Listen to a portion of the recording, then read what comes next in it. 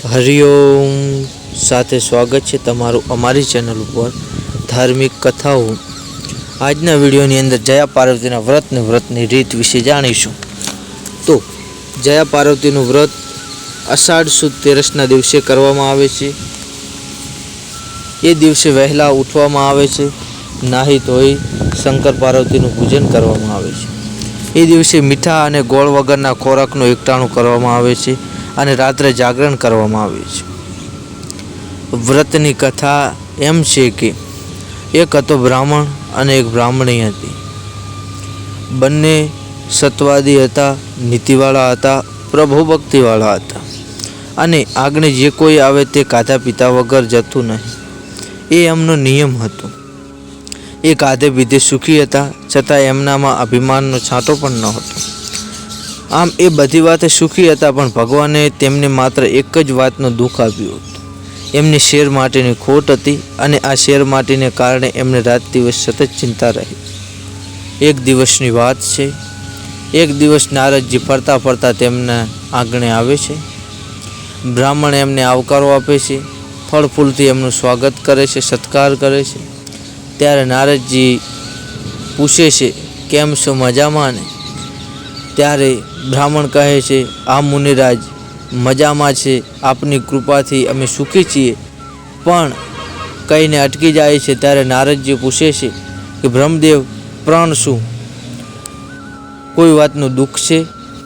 બ્રાહ્મણ કહે છે, હા નારદજી, એક બાબતની ખોટ છે અને માત્ર તે છે સંતાન। નારદજી કહે છે, એને માટે એક રસ્તો બતાવો। અહીંથી તમે દક્ષિણ દિશામાં જાઓ, ત્યાં એક શિવલિંગ છે, એ જંગલમાં હોવાથી તેની કોઈ પૂજા કરતું નથી। ત્યાં જઈને તમે જો શંકર પાર્વતીની એક નિષ્ઠાથી શિવા પૂજા કરશો તો તમારી મનોકામના મહાદેવજી જરૂર પૂરી કરશે અને તમારી ઉપર પ્રસન્ન થઈ તમને દીકરો આપશે, સંતાન આપશે।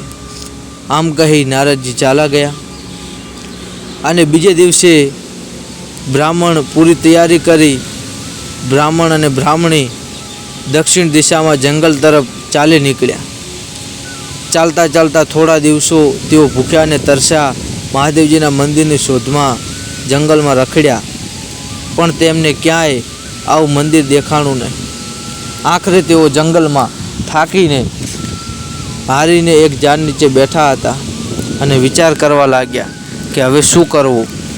વિચાર કરતા એમને લાગ્યું કે આ સામે ટેકરે દેખાય છે અને ટેકરાની ઉપર તપાસ કરવાની બાકી છે, ત્યાં કોઈ મહાદેવજીનું મંદિર હોય તો આપણી આ છેલ્લી તપાસ છે, ત્યાં તપાસ કરીએ। ત્યાં જઈને તેઓ જોવે છે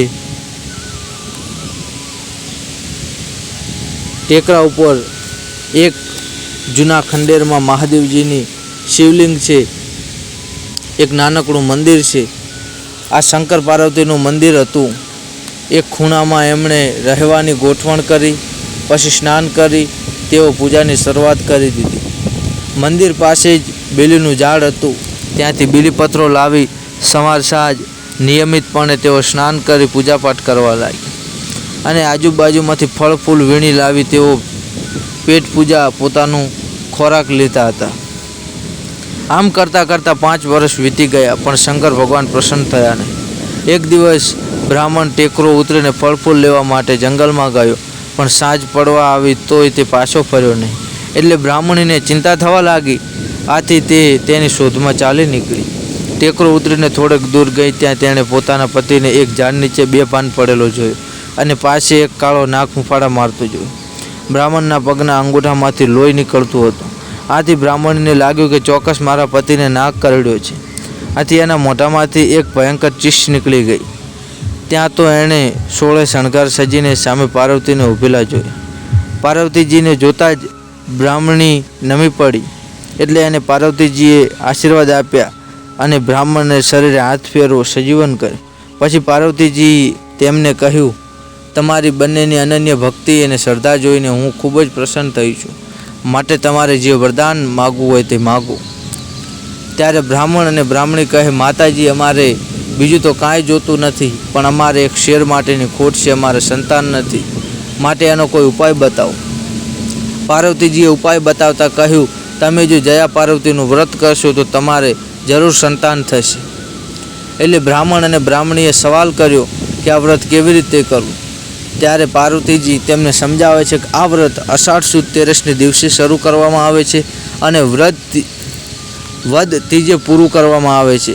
આ 5 દિવસ મીઠા અને ગોળ વગરના ભોજનનું એકટાણું કરવામાં આવે છે.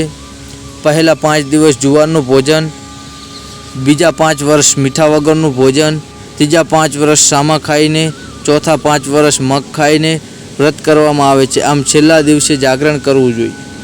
જ્યારે 20 વર્ષ પૂરા થાય ત્યારે વ્રતનું ઉજવણું કરવું અને સૌભાગ્યવતી સ્ત્રીઓ પતિ સહિત ભોજનનું આમંત્રણ આપી ભારપૂર્વક જમાડવા.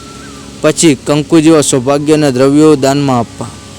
આ પ્રમાણે વ્રત કરનાર સૌ સૌભાગ્ય પ્રાપ્ત થાય છે, પતિનો વિનિયોગ નષ્ટ થાય છે અને અખંડ સુખ પણ મળે છે. આમ કહી પાર્વતીજી તો અધ્યયન થઈ ગયા અને બ્રાહ્મણ અને બ્રાહ્મણી પોતાને ઘેર પાછા આવ્યા. બીજા વર્ષે એમણે જયા પાર્વતીનું વ્રત શરૂ કર્યું. થોડા જ વખતમાં એમને ત્યાં સરસ મજાનો દીકરો અવતર્યો.